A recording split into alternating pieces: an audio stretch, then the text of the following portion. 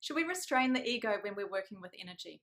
Well, let's talk about what is the ego and what restraining the ego actually does when we're working with energy first.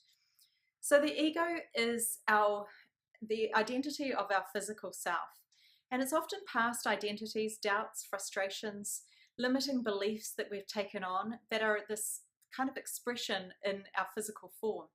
It's part of us. It's part of our past, and we become aware of it when we start to separate ourselves from, really being these old beliefs and these old experiences that we'd really taken on as our own. So the ego is just part of us, and when we really make it bad and make it wrong and try and restrain it, we're actually giving more energy to it. We're giving the energy of this past self that we don't actually even want anymore. We're giving it more strength. So to try and restrain it, it's giving that attention to it.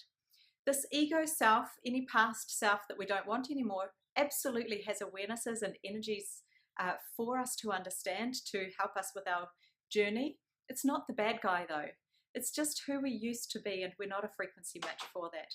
So instead of trying to restrain the ego or deny the ego or get rid of the ego, what about just allowing it to be there, and what we put our attention on grows. So allow the ego to give you the messages, get the wisdom from what the ego is trying to tell you, so that you can shift your frequency, you can shift your resonance, and this ego self won't be as strong or dominant or overpowering or bad anymore.